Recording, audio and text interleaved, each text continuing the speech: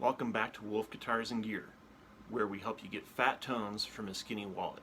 Today, we're going to complete our PJ kit build, so stay tuned. Make sure you hit subscribe, hit the notification bell so that you get all future episodes, and make sure you share this with all your friends. I hope you find it informative, I hope you find it interesting, just to see the process that I went through to create this bass. Stay tuned.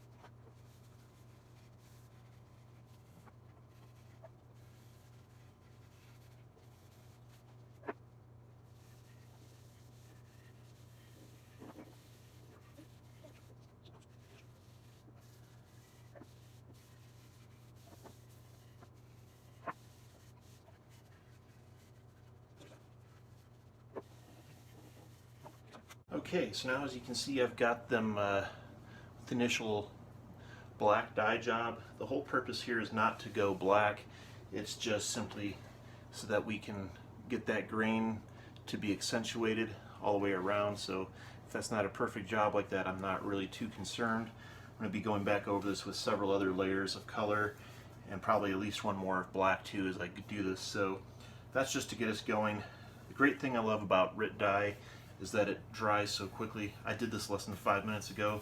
It's already dry to the touch, so I'm good to go ahead and do some sanding on that to bring back the lighter color that I'm then going to stain.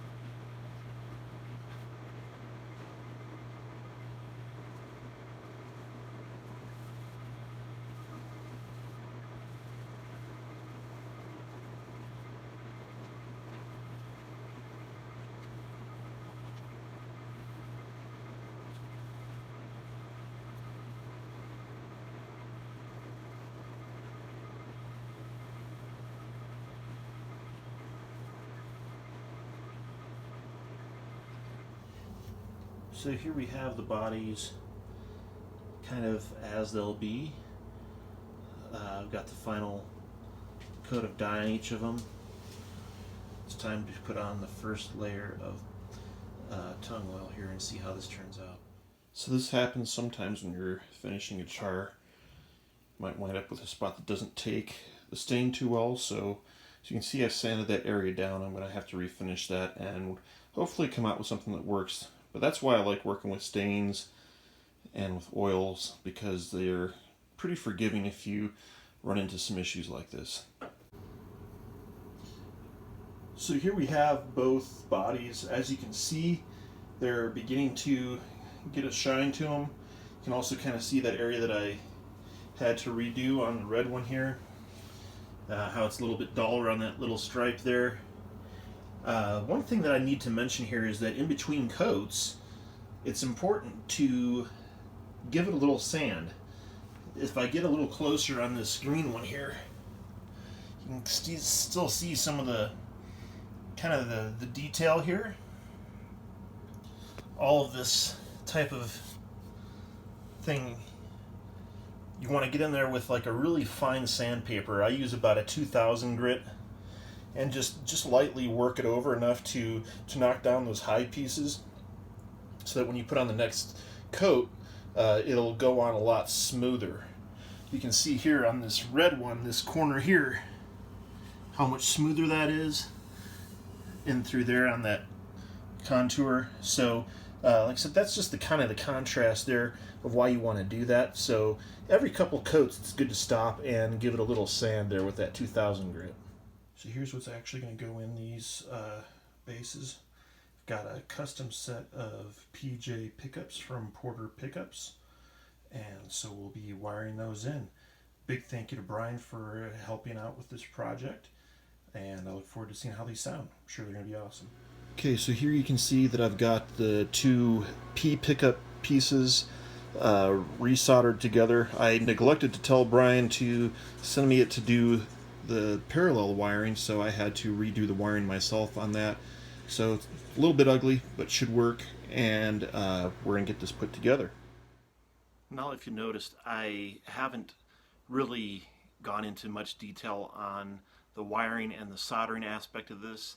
The main reason for that is that this is a family show, and so I do not want to have that level of profanity on my videos, because to be honest, I find that to be the most frustrating part, particularly because I seem to have a penchant for wanting to do some different and experimental wiring. So what have I done on this particular project? Both bases I have wired up the same way. So what we have here, essentially, we have the same pickup that would go on a P bass plus the same bridge pickup that would go on a jazz bass, technically known as a PJ. But if you notice, it's actually three separate single coils. So what have I done here? I have the P pickups, which are, usually they come stock wired series, which is more output, more mids, really fat.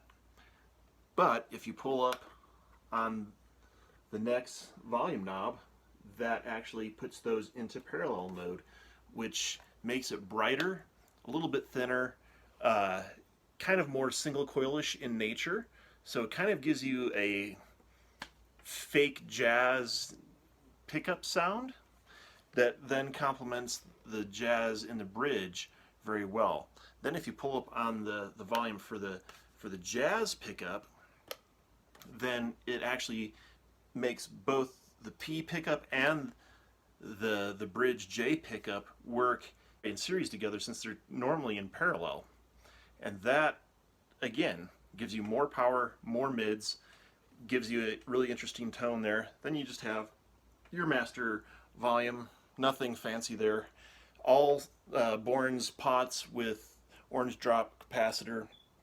And then we have this right here, which is our secret weapon. Has a little red LED. And maybe wondering what that's for. It's classified. I can't tell you, because if I told you, then I'd have to kill you. And nobody really wants that. So we're just going to keep that a secret, and we're going to listen to some tones of how this thing sounds.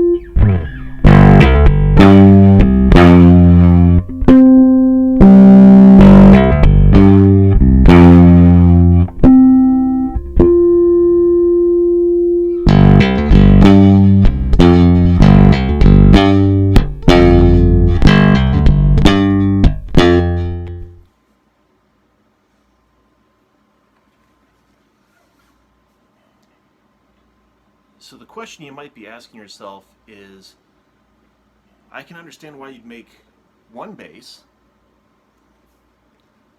but why in the world would you make two of the same thing?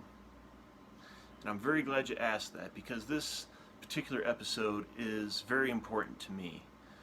And I want to first of all thank Brian Porter from Porter Pickups for providing the pickups for this at a discount to enable this project to be a go. I let him know what I was doing and why I was doing it, and that's why he was willing to get on board and help support what I was trying to do. So once again, big thank you to Brian. But really why I decided to build two of these bases is because for those of you who've been following the channel for any amount of time, you know that I'm friends with Daniel Childs and his Rumblin' Man channel, and he's been hugely influential in encouraging me and helping me to get my channel up and running. And we've talked back and forth on some of our other videos that we've collabed on about me eventually at some point building him a base. And so I decided to make that a reality. And he doesn't know it. He has no idea that I'm doing this. But this green base is going to be on its way to Daniel here within the next couple days. And so my only ask of him at this point is that he give it a nice honest review and let us know what he thinks once he gets it. So just want to say thank you, Dan, for all the support over the last couple of years of getting this channel up and running, and just as a personal friend, the times that you've been there to encourage me personally and to help me to keep going through all the various different things that I've been facing. It means the world, and so this is just my thank you to you for everything that you've done as a friend and as a great human being to help me out. So thanks, guys, for sticking around. I hope you enjoyed this episode of Wolf Guitars and Gear. We'll see you next week right here. And if you haven't already, make sure you hit that like button. Leave us a comment. Let me know which color you like better, the green or the red. I personally am keeping the red. I think it came out great. Dan said he wanted to go with a green color, so I'm getting him green.